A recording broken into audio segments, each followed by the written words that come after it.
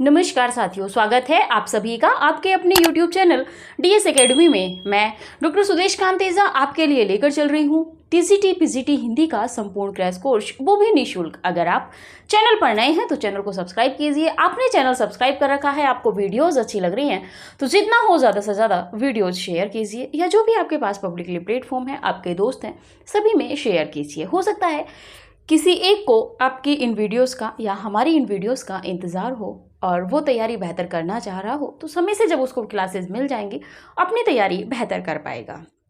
जो कैंडिडेट हमसे नए जुड़ रहे हैं, थोड़ा सा अगर अच्छी तैयारी करना चाहते हैं, आगामी आने वाली परीक्षाओं में अपनी एक सीट सुनिश्चित करना चाहते हैं, तो प्लेलिस्ट बनी हुई है डीएस एकेडमी के ऑफिशियल पेज पे।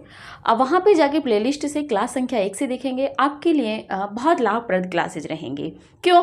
क्योंकि आप शुरू से एक क्रमबद्ध रूप में क्लासों को देखेंगे। आप क्लासों को देख के अच्छा सा तथ्यों का संकलन अपने पास कर सकते हैं। इसी के साथ में जो कैंडिडेट हमारे व्हाट्सएप ग्रुप से जुड़ना चाहते हैं, जो विद्यार्थी, वो डिस्क्रिप्शन में लिंक दे रखा है व्हाट्सएप ग्रुप का, आप व्हाट्सएप ग्रुप से ज्वाइन हो सकते हैं। इसी के साथ में अपनी फीडबैक थोड़ा सा बढ़ाइएगा, क्योंकि हम क्लासें इसीलिए कम कर देते हैं क्योंकि आपकी तरफ से फीडबैक हमें कम मिलता है इसी के लिए। क्योंकि देखिए, क्लास से अपलोड करने में समय लगता है, तकनीकी भी इश्यूज रहते हैं। उसके बाद भी आपको 2 या 3 क्लासेस दी जाती हैं, जिसका क्या होता है कि आपकी प्रतिक्रिया हम देखते हैं कि दूसरी क्लास अपलोड होने का समय हो जाता है और पहली पे फीडबैक 30 से 45 कैंडिडेट भी नहीं देखे हुए होते हैं उस क्लास को, तो कहीं ना कहीं मनोबल गिर जाता है। इसीलिए व्हाट्सएप ग्रुप बनाया गया है, आपको नोटिफिकेशन डाल दिया जाता है जैसे ही क्लास अपलोड होती है। तो आप समय से क्लास देखिए। इसमें हमारा कोई स्वार्थ नहीं है।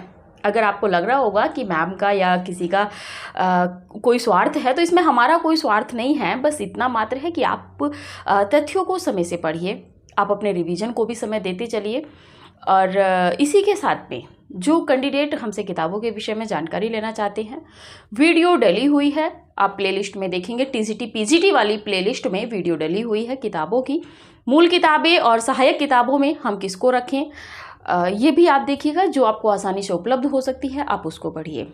हालांकि जितना हम दे रहे हैं इसमें आपको किताबों की ज़रूरत नहीं पड़ेगी, लेकिन फिर भी आप अपने पास से किताबें पढ़िए। हमारा कहने का मतलब ये है कि आप क्लास भी देखिए हमारी, और साथ में मूल किताबें या सहायक पुस्तकें भी आप पढ़िएगा।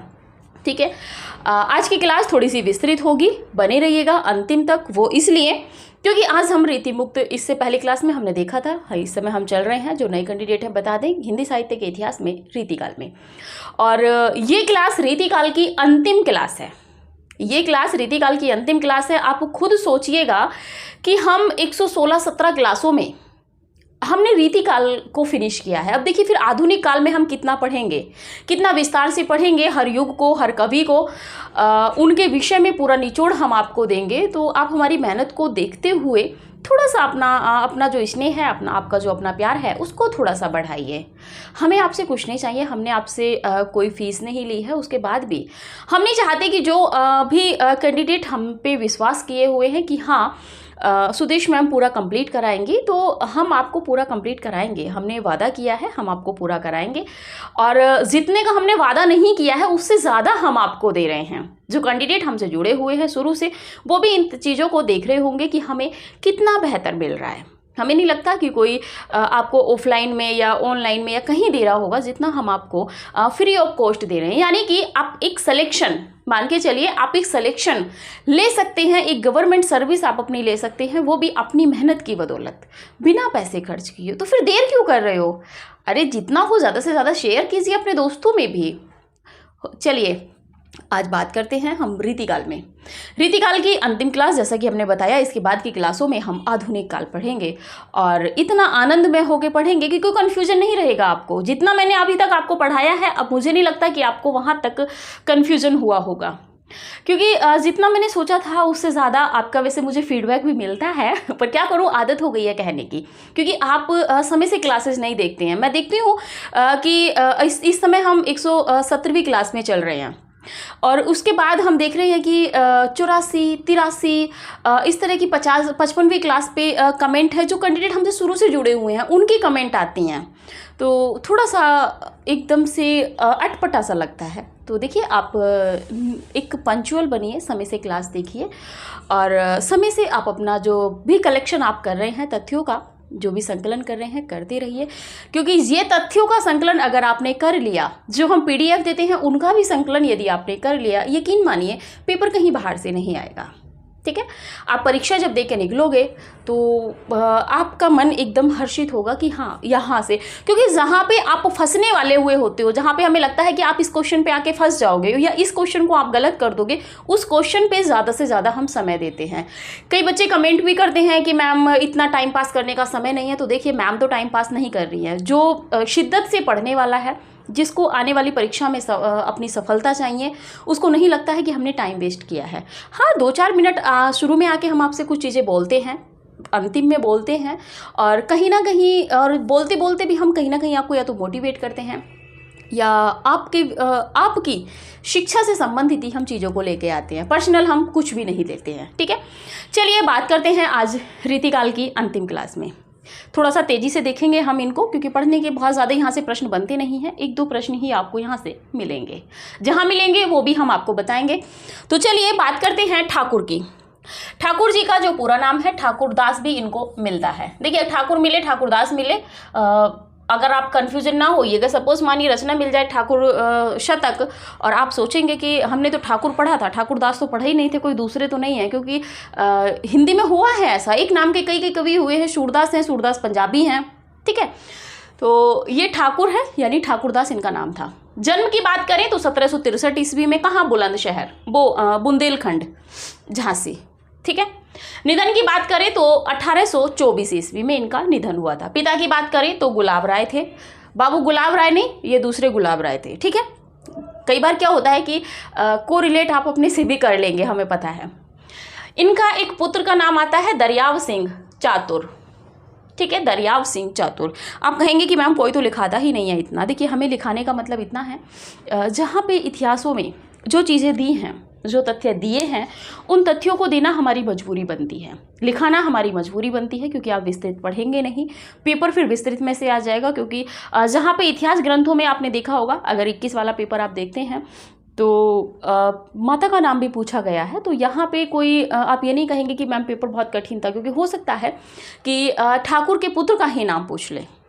ठीक है, आगे बढ़ते हैं। तो क्या था, दरियाव सिंह यानी कि चातुर, उपनाम जो था वो चातुर था। ठीक है, ये जैतपुर के राजा केसरी सिंह एवं उनके पुत्र पारीक्षत के आश्रय में रहते थे। मुख्य रूप से जो है पारीक्षत हैं, और उन्हीं के पिता राजा केसरी सिंह कहाँ के थे, जैतपुर के। कौन रहते थे, ठाकुर। ग्रंथों की बात करें, 2 ही ग्रंथ मिलते हैं, ठाकुर ठसक और ठाकुर शतक। याद है सबको, आगे बढ़ जाते हैं। ठाकुर की समस्त रचनाओं का संग्रह ठाकुर ठसक ग्रंथावली नाम से, यहाँ पे ये महत्वपूर्ण है, ये प्रश्न बनने की संभावनाएं हैं। किसने किया था, लाला भगवान दीन ने। लाला भगवान दीन का अभी आप पीछे एक आलोचनात्मक पुस्तक पढ़ते हुए आ रहे थे, 2-3 बार आपने पढ़ी है। कमेंट कर दीजिएगा जितने भी कैंडिडेटों ने वो क्लास देखी हैं। ठीक है, केशव और बिहारी की जिन्होंने क्लास देखी हैं, आप कमेंट कर दीजिएगा कि लाला भगवान दीन की कौन सी रचना हमने आपको पढ़ाई थी। ठीक है, और यहाँ पे इनकी एक और रचना मिल जाती है, ठाकुर ठसक ग्रंथावली। इसका संपादन भी आपके लाला भगवान दीन ने किया है, और इसमें किसके रचनाओं का संकलन है, तो ये है आपके ठाकुर। बात कर लेते हैं अगले कवि बोधा की। बोधा का जो मूल नाम है वो बुद्धिसेन है। ठीक है, बोधा का मूल नाम बुद्धिसेन है। जन्म की बात करें तो 1747, राजापुर बांदा उत्तर प्रदेश में है। निधन 1816 ईस्वी में इनका निधन हुआ था, 1816। जन्म 1747 ईस्वी। ठीक है, इनकी प्रेयसी सुहुबान या शुभान मानी थी। ठीक है, वहाँ पे हमने सुजान देखी थी घनानंद की, यहाँ पे सुहुबान या शुभान है। ठीक है, दोनों ही नाम मिल जाते हैं, कोई समस्या नहीं है। ये पन्ना नरेश खेत सिंह के आश्रय में रहते थे। किस राजा के आश्रय में रहे थे, यहाँ से प्रश्न बनने की संभावनाएं हो जाती हैं एक राजा से, तो पन्ना नरेश खेत सिंह। और इनको जो बोधा कहा था, ये भी नरेश खेत सिंह ने कहा था। ग्रंथ की बात कर ले तो विरह वारिश है और इश्कनामा है। इश्कनामा, विरह वारिश किसकी रचनाएं हैं, तो ये है आपके बोधा की। बोधा यानी कि इनकी जो प्रेमिका थी शुभान, उसके एक तरीके से उसके प्रेम में इन्होंने विरह की बारिश लिखी है और इश्क नामा भी इन्होंने इसके इश्क में लिखा है। प्रेमिका है तो जाहिर सी बात है इश्क ही है। विरह बारिश, इसकी बात करें तो माधवानल कामकंदला की प्रेम कथा पर लिखी गई है। ये महत्वपूर्ण है, यहाँ से प्रश्न बन जाएगा नवीन प्रश्न की दृष्टि से। यदि आप देखेंगे कि विरह बारिश निम्नलिखित में से किस रचना के अनुकरण पर लिखी गई है या आधार पर लिखी गई है, तो देखिए यहाँ पे सूफी रचनाओं का ही मतलब आधार लिया गया है। तो इसमें सूफी रचना जो है माधवानल कामकंदला है। ठीक है, आप स्क्रीनशॉट लीजिए। आगे की रचनाएं देखते हैं आगे के कवियों की। चलिए, मुझे लगता है ना कि आप लोग ना कंजूसी करते हो क्लास शेयर करने में। जल्दी से बताइए कौन कौन कंजूसी करता है, और कंजूसी नहीं करते हो तो फटाफट शेयर कर दीजिए क्लास लेते हुए। चलिए बात करते हैं अगले कवि शेख आलम। महत्वपूर्ण कवि हैं रीतिमुक्त में शेख आलम। शेख आलम की यदि बात करें तो इनका जो समय ठहरता है वो 18वीं शताब्दी। इतिहास ग्रंथों में शताब्दी ही मिला है, आप भी इसी को नोट कीजिए। इनकी प्रेयसी यानी कि प्रेमिका आप समझ गए होंगे कौन थी, तो शेख रंगरेजिन इनकी प्रेमिका थी। शेख रंगरेजिन इनकी प्रेमिका थी। इनका उपनाम किनका? आलम का। इनका उपनाम क्या था? तो इनका उपनाम था शेख साई था। ठीक है, आगे बात कर लेते हैं। ये औरंगजेब के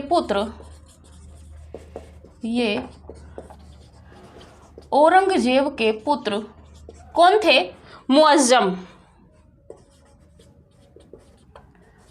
मुअज्जम के आश्रय में रहते थे।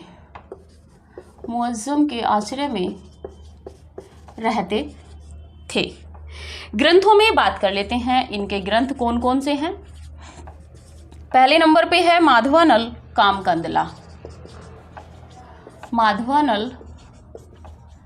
कामकंदला। दूसरे नंबर पे बात करें ग्रंथ में तो आलम केली। और तीसरे नंबर पे यदि बात करें तो श्याम सनेही। और फोर्थ नंबर पे अगर ग्रंथ रचना की बात करें तो सुदामा चरित भी इनकी रचना है। श्याम सनेही की बात कर ले तो ये श्याम सनेही ये जो है आपकी ये रुक्मणी विवाह से संबंधित कथा है। किसमें? श्याम सनेही में। आलम केली की बात कर ले तो इनकी महत्वपूर्ण रचना है आलम केली। ठीक है, आलम केली की बात करें तो ये इनकी महत्वपूर्ण रचना है और इसका सबसे पहला प्रकाशन, इसका सर्वप्रथम प्रकाशन, वो इस पे ध्यान दीजिएगा, लिखित पे नहीं, कम दीजिएगा। 1922 ईस्वी में उमा शंकर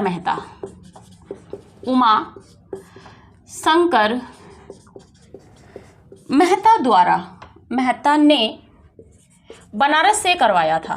कहाँ से करवाया था जी? बनारस से करवाया था। ठीक है, और आचार्य रामचंद्र शुक्ल ने सिर्फ इनकी आलम केली का ही जिक्र किया है। ठीक है, आगे देख लेते हैं फिर अगले कवि द्विजदेव।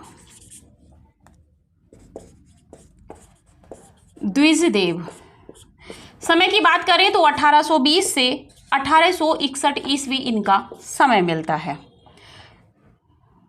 और इनको महाराज द्विजदेव भी नाम मिलता है। चलिए इसको छोड़ दीजिए, इसका महत्वपूर्ण नहीं है। ग्रंथ की बात कर लेते हैं। पहला है श्रृंगार लतिका सौरभ। श्रृंगार लतिका सौरभ। ठीक है। दूसरे नंबर पे इनका ग्रंथ मिलता है श्रृंगार बत्तीसी। श्रृंगार बत्तीसी। ठीक है। ये अयोध्या नरेश, थोड़ा सा महत्वपूर्ण है, ये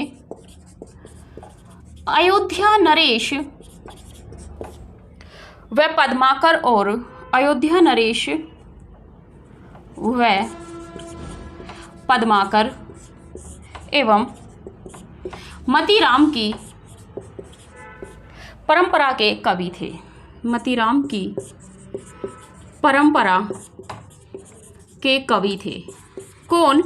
आपके द्विजदेव। ठीक है। इसके बाद में आगे देख लेते हैं रीतिकाल के प्रमुख नाटक। चलिए अगले उस पर देखते हैं, पहले इसी को देख लेते हैं। बात करते हैं शेख आलम की। शेख आलम, इनका जो समय है 18वीं शताब्दी मिलता है, तो यहाँ से समय के विषय में इनसे प्रश्न नहीं बनेगा।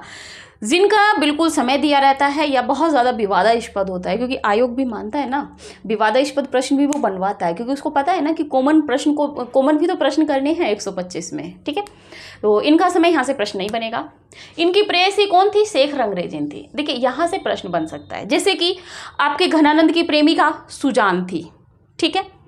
आलम की बात करें तो शुभान थी, और आपके यहाँ पे शेख आलम की बात करें तो ये है आपके शेख रंगरेजिन। ठीक है। आगे बात कर लेते हैं, इनका उपनाम क्या था? तो शेख साई इनका उपनाम था। क्षमा कीजिएगा, वो शेख आलम की बोला गया था। शुभान बोधा की नायिका थी, बोधा की प्रेमिका थी शुभान। वो एकदम से स्मृति से स्लिप हो जाती हैं चीज़ें कभी कभी। तो इनका शेख आलम का जो उपनाम है वो शेख साई मिलता है। इनकी प्रेमिका शेख रंगरेजिन है आपके आलम की, और बोधा की शुभान है, घनानंद की सुजान है। ठीक है। तो यहाँ पे क्या होता है कि आपसे प्रश्न यदि नवीन आयोग उठाना चाहेगा तो यहाँ से प्रश्न उठा लेगा कि आपको नायिकाओं से, जो प्रेमिकाएं हैं इनकी, इनसे सुमेलित करवा लेगा प्रश्न, क्योंकि यहाँ से प्रश्न बनते हैं। नेट में भी कई बार से प्रश्न बन रहा है कि एक उपन्यास या नाटकों को उठाते हैं जो एक्सपर्ट होता है, नायक और उसमें जो नायिकाएं हैं वो गौण भी पात्र हो सकते हैं, मुख्य पात्र भी हो सकते हैं। जैसे कि आप देखेंगे बाणभट्ट की आत्मकथा है, गोदान है, मैला आंचल है, परीक्षा गुरु है, तो इन सब का क्या करते हैं कि नायक और नायिकाओं से भी सुमेलित करा लेते हैं। जैसे कि आपका बंटी है, तो यहाँ से देखिए प्रश्न वो कब किस तरीके से घुमा लेगा आप नहीं कह सकते। इसीलिए आपको चारों दिशाओं से, कहते हैं ना कि चारों खाने चित्त करना, यानी कि आपको चारों तरफ से तैयार रहना होगा अपने में। इसीलिए हम कोई भी टॉपिक, किसी भी विषय को, किसी भी बिंदु का कोई भी टॉपिक जो अंदर का रहता है उसको हम छोड़ के नहीं चलते हैं। अभी आप रीतिकाल में आगे आगे चलिए, देखिए होता है क्या। बात कर ले तो शेख आलम 18वीं शताब्दी इनका समय है। प्रेयसी शेख रंगरेजिन है, और जो इनका उपनाम देखा जाता है वो शेख साई। ये औरंगजेब के पुत्र मुअज्जम के आश्रय में रहते थे। किसके? मुअज्जम के। ग्रंथ की बात करें तो माधवानल कामकंदला है, बहुत ज़्यादा महत्वपूर्ण नहीं है, आलम की ही एक बार को पूछी जाती है, तो आप इसको थोड़ा सा ही ध्यान रखिएगा। वैसे इतनी बार आप आदिकाल से पढ़ते हुए आ रहे हैं, मतलब हिंदी साहित्य के भक्ति काल में, तो आपको याद होगी। बात कर लेते हैं आलम केली। श्याम सनेही थोड़ी सी महत्वपूर्ण है, क्योंकि इसका वर्णय विषय प्रश्न बन सकता है। सुदामा चरित थोड़ा सा आपको हो सकता है भ्रमित करने के लिए यहाँ से प्रश्न बना दे। सुदामा चरित निम्नलिखित में से किसकी रचना है? तो आपको ध्यान रखनी है, ये वाली जो सुदामा चरित है ये शेख आलम की है, क्योंकि यहाँ पे आपको नंददास, सूरदास, अष्टछापीय कवियों में के कवियों के नाम मिलेंगे। ठीक है। तो आपको ध्यान रखनी है कि सुदामा चरित किसकी रचना है, क्योंकि देखिए एक्सपर्ट को इतना तो पता है कि आपने भी हिंदी साहित्य का इतिहास पढ़ा है, आपने भी उसमें से रचनाएं पढ़ी हैं, लेकिन वो आपको भ्रमित करने वाली ही रचनाएं रखता है। ठीक है, ताकि आप गलत करो। चलिए आगे बात कर लेते हैं श्याम सनेही। इसमें रुक्मणी विवाह से संबंधित कथा है। आगे बात कर लेते हैं आलम केली रचना की, थोड़ी सी महत्वपूर्ण है। इसका सर्वप्रथम प्रकाशन, इसका इतना ही महत्वपूर्ण था कि इसका सर्वप्रथम प्रकाशन 1922 ईस्वी में किसने कराया था? उमाशंकर मेहता ने। कहाँ से? बनारस से। ठीक है। आगे बात कर लेते हैं द्विजदेव। इनका समय 1820 से 1861 ईस्वी माना जाता है। किसका? द्विजदेव या महाराज द्विजदेव का। ग्रंथों की बात करें तो श्रृंगार लतिका सौरभ और श्रृंगार बतीसी। हमें नहीं लगता कि इनके ग्रंथों से प्रश्न पूछा जाएगा, लेकिन फिर भी आप एक बार पढ़े रहिएगा। ये अयोध्या नरेश व पद्माकर एवं मतीराम की परंपरा के कवि हैं। यहाँ से प्रश्न एक बार को बन सकता है कि निम्नलिखित में से पद्माकर और मतीराम की परंपरा के कवि निम्नलिखित में से कौन रीतिकालीन कवि हैं? तो आपके द्विजदेव रहेंगे। आप स्क्रीनशॉट लीजिए, फिर आगे बढ़ते हैं।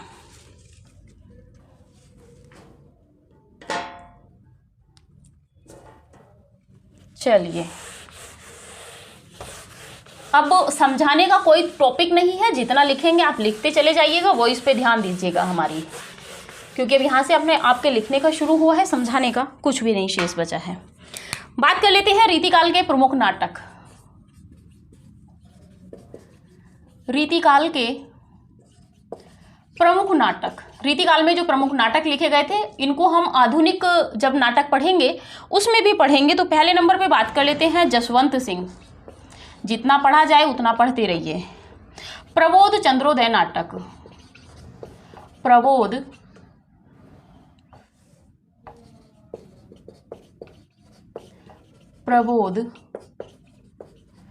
चंद्रोदय नाटक।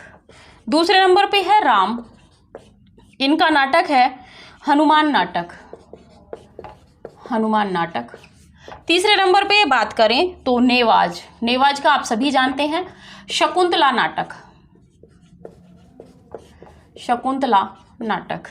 फोर्थ नंबर पे यदि बात करें तो सोमनाथ की, आप पढ़ चुके हैं फिर भी देख लीजिए, सोमनाथ, इनका नाटक है माधव विनोद नाटक, माधव विनोद नाटक। फिफ्थ नंबर पे यदि बात करें तो देव की, देव माया प्रपंच, देव माया प्रपंच, ये इनका नाटक है, देव माया प्रपंच। सिक्स नंबर पे बात करें तो ब्रजवासी दास, ब्रजवासी दास। प्रबोध चंद्रोदय नाटक, प्रबोध चंद्रोदय नाटक इनका भी है, ब्रजवासी दास का। ठीक है, आगे देखिए, रीतिकालीन वीर काव्य। हम कहते हैं ना कि आपको कुछ बचेगा नहीं, रीतिकालीन वीर काव्य इतना महत्वपूर्ण आपको दे रहे हैं, आपको मिलेगा नहीं। पहले हैं लाल कवि। लाल कवि पे यदि बात करें तो इनकी रचना है छत्र प्रकाश, छत्र प्रकाश, और ये इनका प्रबंध काव्य है, प्रबंध काव्य है। ठीक है, आपको लगता है कि थोड़े से भी परीक्षा उपयोगी तथ्य है तो क्लास को जितना हो शेयर करते रहा करो। अगले कवि हैं सूदन, लेकिन मुझे लगता है कि आप डरते हो कि कहीं और कोई कंपटीटर आगे ना निकल जाए मैम से पढ़ के। अगली रचना है, इनकी रचना है सुजान चरित, सूदन की रचना है सुजान चरित, और ये भी प्रबंध काव्य है, प्रबंध काव्य। थर्ड नंबर पे बात करें तो खुमान, इनका उपनाम मान मिलता है, इनकी रचना है नृसिंह चरित्र, नृसिंह चरित्र, और लक्ष्मण शतक, दूसरी रचना है इनकी लक्ष्मण शतक। ठीक है, आगे बात कर लेते हैं फोर्थ नंबर पे जोधराज। जोधराज का वीर रस काव्य है, हम मीर रासो पढ़ चुके हैं, लेकिन फिर भी हमने सोचा कि एक जगह संकलन क्यों ना कर दें आपके लिए। लेकिन आप हमारी आगे है बांकीदास, आप भी सहयोग करते चलिए। इनकी रचना है सूर छत्तीसी, सूर छत्तीसी, और दूसरी रचना है वीर विनोद। ठीक है, स्क्रीनशॉट लीजिए, फिर तेजी से आगे बढ़ेंगे, क्योंकि हमें पता है कि हमारी हर क्लास में आपको आनंद आता है, लेकिन फिर भी आप क्लास शेयर नहीं करते हैं, आप कोई कमेंट नहीं करते हैं। ठीक है, तो देखिए, जो भी आपको अच्छा लगता है, आपको लगता है कि आप स्क्रीनशॉट ले लीजिए, आपको लगता है कि तथ्य परीक्षा उपयोगी हैं, यहाँ से इस तरह से प्रश्न बन सकते हैं, तो एक छोटा सा कमेंट्स करने में आपको जाता क्या है, हमें थोड़ी सी ऊर्जा मिल जाती है, मान के चलिए कि पेट्रोल मिल जाता है। ठीक है, ये जो बात कर रहे थे ये है रीतिकाल के प्रमुख नाटक। कौन कौन से नाटक रीतिकाल में लिखे गए थे। हालांकि जब हम नाटक आधुनिक काल में पढ़ेंगे नाटक विधा में तब भी इनका जिक्र करेंगे, लेकिन उससे पहले रीतिकाल में लिखे गए हैं ये आपको पता होना चाहिए। ठीक है, जसवंत सिंह का नाटक है प्रबोध चंद्रोदय। राम सिंह ही आता है, राम का नाटक है हनुमान नाटक। नेवाज का आप जानते ही हैं शकुंतला नाटक। सोमनाथ का माधव विनोद नाटक है। देव का देव माया प्रपंच महत्वपूर्ण है थोड़ा सा। ठीक है, ब्रजवासी दास का प्रबोध चंद्रोदय, ये दोनों नहीं पूछे जा सकते। अगर पूछा जाएगा प्रबोध चंद्रोदय तो जसवंत सिंह का। नेवाज शकुंतला कई बार पूछा गया है। रीतिकालीन वीर काव्य, रीतिकाल में देखिए हम बार बार कहते हुए आ रहे हैं कि एक काव्य प्रवृत्ति में ऐसा नहीं है कि वहीं उसी प्रवृत्ति की रचनाएं की गई हों, अन्यत्र प्रवृत्तियों की भी रचनाएं की गई हैं। तो इसमें जो आपकी जो वीर काव्य लिखे गए थे उनमें देख लें। लाल कवि ने लिखा है छत्र प्रकाश, थोड़ा सा महत्वपूर्ण है इनका। सूदन का सुजान चरित, ये भी प्रबंध काव्य है। खुमान मान का नरसिंह चरित्र और लक्ष्मण सर तक, खुमान का एक बार को पूछा जा सकता है। जोधराज का हमीर रासो आपने 2 से 3 बार पढ़ लिया है।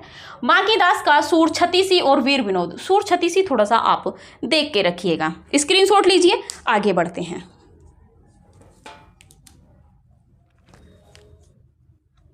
चलिए, अंतिम तक आपको आनंद आ जाएगा, ऐसी क्लास आपने अभी तक देखी नहीं होगी। बात कर लेते हैं रीतिकालीन नीति काव्य। रीतिकालीन नीति काव्य यानी कि यहां पे नीति काव्य भी लिखा गया था। पहले है गिरिधर कविराय। गिरिधर कविराय, गिरिधर कविराय की रचना है स्फुट कुंडलिया। स्फुट कुंडलिया इन्होंने लिखी हैं। दूसरे नंबर पे बात करें तो सम्मन की, सम्मन कवि हैं। इनकी रचना है पिंगल काव्य भूषण। पहली रचना है पिंगल काव्य भूषण और दूसरे नंबर की इनकी रचना है स्फुट दोहा। स्फुट दोहा। तीसरे नंबर पर बात करें तो बेताल। बेताल की रचना की बात करें तो इनकी भी स्फुट कुंडलिया है। नहीं प्रश्न बनेगा यहां से, स्फुट कुंडलिया यहां से प्रश्न नहीं बनेगा, लेकिन फिर भी पढ़े रहिएगा। अगले हैं दीनदयाल गिरी, चौथे नंबर पे हैं दीनदयाल गिरी। और दीनदयाल गिरी की बात करें तो पहली रचना है अन्योक्ति कल्पद्रुम। अन्योक्ति कल्पद्रुम। दूसरे नंबर पे बात करें तो अनुराग बाग। अनुराग बाग। तीसरे नंबर पे इनकी रचना है दीनदयाल उपगिरी की दृष्टांत तरंगिणी। दृष्टांत तरंगिणी। ठीक है, अगले एक है वृंद। 5वें नंबर पे आप लिखिए वृंद, और इनकी है वृंद सतसई, आप इसको कह सकते हैं वृंद सतसई या सतसई के नाम से भी मिलती है पहले नंबर पे। और दूसरे नंबर पे है भाव पंचासी का, भाव पंचाशी का। ठीक है, आप इनका स्क्रीनशॉट लीजिए, आगे फिर बढ़ेंगे।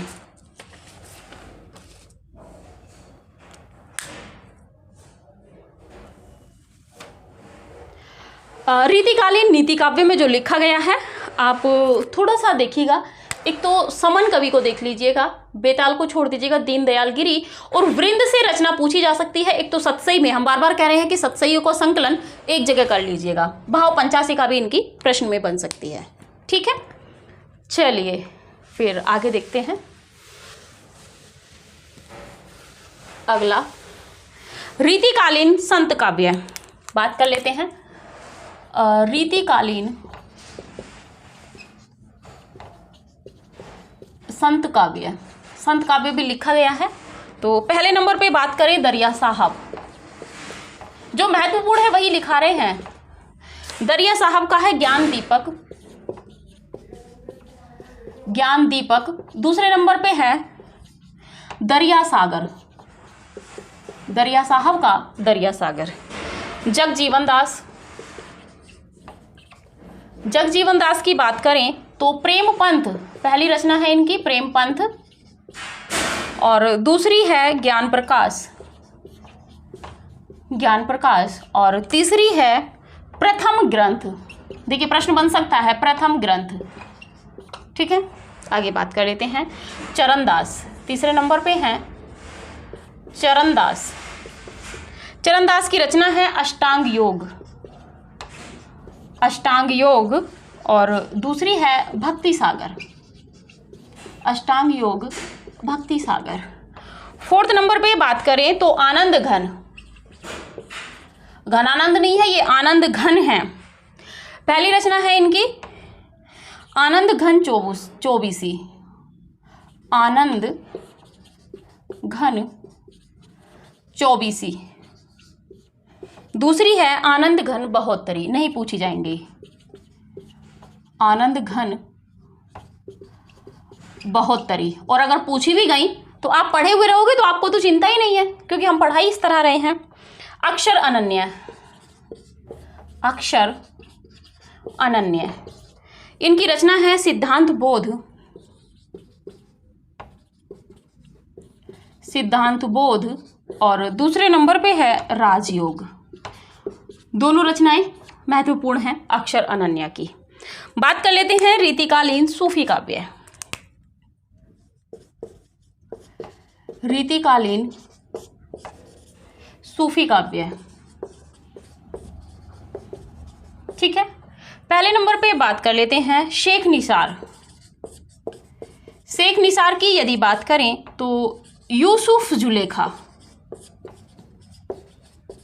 यूसुफ जुलेखा। दूसरे नंबर पे है सूरदास, इनकी है नल दमन, और ये वही है सूरदास पंजाबी, ठीक है। तीसरे नंबर पे है दामोदर, जो महत्वपूर्ण था वही यहाँ पे लिखाया है, माधवानल नाटक, माधवानल नाटक। स्क्रीनशॉट लीजिए, फिर आगे देखते हैं।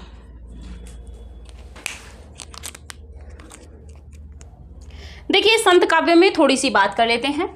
तो पहले नंबर पे दरिया साहब आपको याद रखनी है, ज्ञान प्रकाश दरिया सागर, ज्ञान दीपक महत्वपूर्ण है इनकी। जगजीवन दास की प्रथम ग्रंथ थोड़ा सा देख लीजिएगा, ज्ञान प्रकाश। प्रेम पथ भी पढ़े रहिएगा, एक एक दो बार तो आप सारी रचनाएं पढ़े ही रहिएगा, लेकिन जिसको महत्वपूर्ण बता देते हैं उस पर थोड़ा सा ज़्यादा फोकस कीजिएगा। चरणदास की बात कर ले तो अष्टयांग भक्ति सागर महत्वपूर्ण नहीं है। आनंद घन आप पकड़ ले जाएंगे, आनंद घन चौबीसी और आनंद घन बहोत्तरी। अक्षर अनन्य की दोनों रचनाएं महत्वपूर्ण हैं, सिद्धांत बोध और राजयोग। रीतिकाल में जो सूफी काव्य लिखा है वो शेख निसार यूसुफ जुलेखा ने। सूरदास पंजाबी हैं ये, जिन्होंने नल दमन लिखा है। दामोदर ने माधवानल नाटक लिखा है, थोड़ा सा दामोदर का देख के चलिएगा, माधवानल नाटक। स्क्रीनशॉट ले लीजिए, फिर जो बचे हुए हैं उनको देखते हैं। चलिए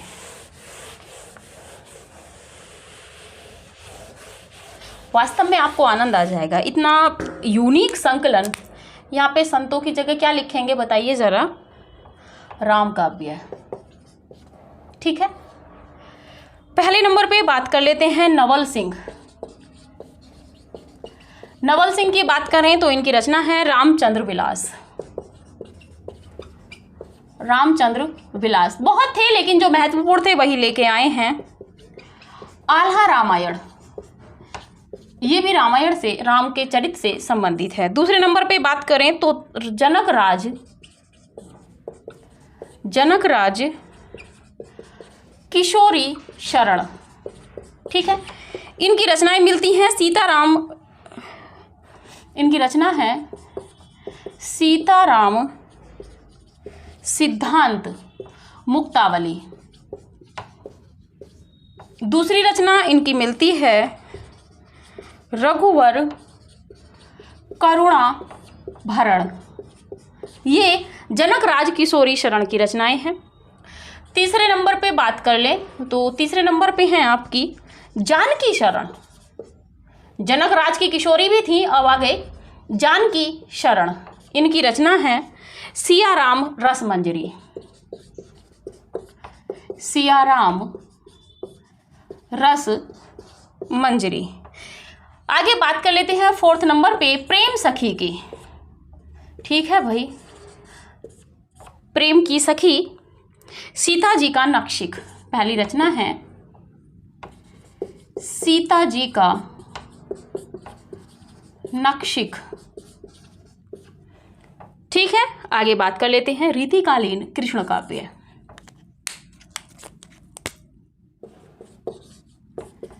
रीतिकालीन कृष्ण काव्य,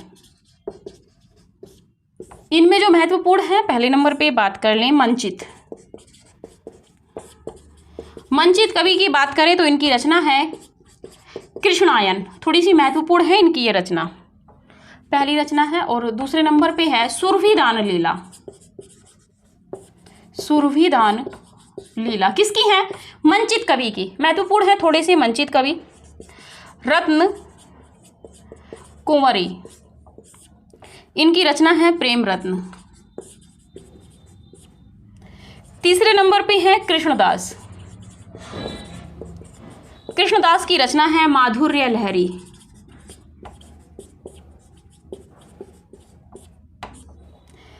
फोर्थ नंबर पे बात कर लें पीताम्बर दास। पीताम्बर दास, इनकी पहले नंबर पे रचना है समय प्रबंध। समय प्रबंध। दूसरे नंबर पे है केलीमाल की टीका। केलीमाल की टीका। ठीक है, आलम केली की ना समझ लीजिएगा, आलम की। कभी सोचें कि केलीमाल की टीका आलम की है, आलम की रचना नहीं है, ये आपके पीताम्बर दास की रचना है। स्क्रीनशॉट ले लीजिए, फिर स्पष्ट करते हैं। चलिए बात कर लेते हैं रीतिकाल में जो राम काव्य लिखा गया था। राम काव्य में लिखा है नवल सिंह ने रामचंद्र विलास। थोड़ी सी महत्वपूर्ण है आल्हा रामायण। आल्हा रामायण आपको लगेगा कि वीर काल की रचना है, लेकिन नहीं, वीर काल का नाम आया। ये जो है आपको लगेगा कि आदिकाल की रचना है, लेकिन आदिकाल की नहीं है, रीतिकाल की रचना है आल्हा रामायण, इसीलिए थोड़ी सी महत्वपूर्ण हो जाएगी। जनक राज किशोरी शरण की बात कर लें तो सीताराम सिद्धांत मुक्तावली और रघुवर करुणाभरण। नाम इतने बड़े हैं, प्रश्न भी बन सकता है। ठीक है, जानकी शरण की बात कर लें तो सिया राम रसमंजरी नहीं, प्रेम सखी, ये थोड़ी सी महत्वपूर्ण है। जानकी शरण जनक राज किशोरी शरण। प्रेम सखी की बात करें तो सीता जी का नक्शिक। नहीं बनेगा प्रश्न, यहाँ से प्रश्न बन सकता है, इन दोनों से भी प्रश्न बनने की संभावना है। रीतिकालीन जो कृष्ण काव्य लिखा गया है, मंचित कवि ने कृष्णायन लिखा है। द्वापायन कृष्णायन थोड़ा सा देख के रखिएगा। सुरभिदान लीला महत्वपूर्ण नहीं है, थोड़ा सा पढ़ के निकल जाइएगा। रत्न कुंवरी, प्रेम रत्न, थोड़ी सी महत्वपूर्ण हो जाती हैं। कृष्णदास माधुर्य लहरी और पीताम्बर दास, इन्होंने समय प्रबंध लिखा है। केलीमाल की टीका, केलीमाल की टीका में प्रश्न बन सकता है, क्योंकि यहाँ पे विकल्प में आपको आलम भी रखे मिलेंगे। ठीक है, क्योंकि आलम केली है, लेकिन यहाँ पे केलीमाल की टीका है, तो इसीलिए प्रश्न थोड़ा सा घुमाने के लिए एक्सपर्ट रख सकता है। वो सोचेगा कि आप गलती तो करोगे ही। गलती क्यों करोगे? क्योंकि आलम केली की टीका है, वो अब केलीमाल की टीका है, आप सोचोगे कि आलम की रचना होगी, क्योंकि आलम केली करके तो आलम ने लिखी है। क्योंकि हम लोग थोड़ा सा इस तरीके से कोरिलेट करके भी चीज़ों को चलते हैं ना, तो देखिए जो पढ़े रहेंगे वो प्रश्न कभी गलत नहीं करेंगे। और जहाँ तक भी न्यूनतम जाके भी अंदर गहराई में जाके हमें लगता है, देखिए अच्छा शिक्षक वही होता है जो समुद्र में से सीपी खोजे, यानी कि पूरे इतिहास ग्रंथों का निचोड़ जो कम तथ्यों में परीक्षोपयोगी तथ्य आपको दे दे। तो ये वही तथ्य हैं आपके। अब आज की जो क्लास थी हमारी वो यहीं पे विराम लेती है, और इसी क्लास के साथ में आपका जो रीतिकाल था वो पूर्ण रूप से इस समय समाप्त हो गया है। रीतिकाल अभी इसमें देखिए हमने कितना पढ़ लिया है। हिंदी साहित्य का इतिहास हमने पूरा कंप्लीट कर लिया है। आदिकाल हमने पूरा कंप्लीट किया है। वीर रासो साहित्य, जैन साहित्य, नाथ साहित्य, सारा कुछ कंप्लीट किया है, लौकिक साहित्य। इसके बाद में हमने प्रवेश किया था भक्ति काल में। भक्ति काल की भी जो चारों शाखाएं थी, पहले 2 शाखाओं में विभाजित है, निर्गुण और सगुण में। निर्गुण और सगुण की भी 2-2 मिला के 4 शाखाएं हमने पढ़ ली हैं। उसके बाद भी जो कुछ चीज़ें बच रही थी वो भी सब हमने देखी हैं, उसकी विशेषताएं देखी थी। इसके बाद हमने रीतिकाल में प्रवेश किया। अब रीतिकाल हमारा आज की इस क्लास में समाप्त हुआ है। इसके बाद में अगली जो क्लास हमारी आएगी वो आएगी हिंदी साहित्य के इतिहास में जिसको कहा जाए चौथा चरण। ये होगा हमारा आधुनिक काल। यहाँ से अब हम आधुनिक काल में प्रवेश कर जाएंगे। आधुनिक काल में पहले हम काव्य पढ़ेंगे और उस काव्य में भी हम यहाँ पे खड़ी बोली का विकास वगैरह नहीं पढ़ेंगे, उसको हम अलग से वीडियो में लेके आएंगे जब हम पत्रकारिता पढ़ेंगे या बाकी की जो छोटी विधाएं पढ़ेंगे जैसे कि शंख सुमरण है, रेखा चित्र हैं, उसमें हम विकास पढ़ेंगे, भाषा विज्ञान में विकास पढ़ेंगे।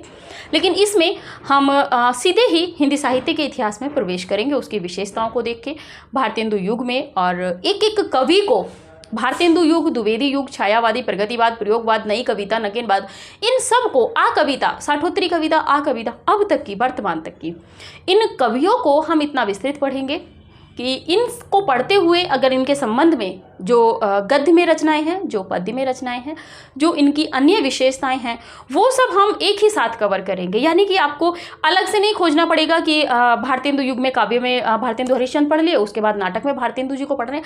आपके पास पूरा संकलन एक ही साथ होगा और यकीन मानिए इतना निचोड़ आपके पास होगा कि कहीं पे आपको फिर कोई किताब खोजने की आवश्यकता नहीं पड़ेगी।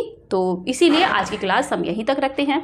मिलेंगे अगली क्लास में। जितना हो क्लास को शेयर करते रहिए, क्लास लेने आइए, लाइक कीजिए, जो भी उचित लगे क्लास लेने के बाद में। आपको जो अच्छा लगता है कि हाँ मैम की इसमें थोड़ी सी भी मेहनत थी, एक पॉइंट के बराबर भी यदि मैम की मेहनत थी, या हमें यहाँ से प्रश्न बन भी सकता है, या हमारी तैयारी में थोड़ा सा भी सुधार हुआ है, तो देखिए थोड़ा सा तो कर्ज अदा करते रहिए हमारा। बेशक हम निःशुल्क क्लासेज आपको दे रहे हैं, लेकिन थोड़ा सा आप अपने कमेंट करते रहिए जो भी आपको उचित लगता है। ठीक है, तो अभी की क्लास यहीं तक रखते हैं। मिलते हैं अगली क्लास में एक नई ऊर्जा के साथ में।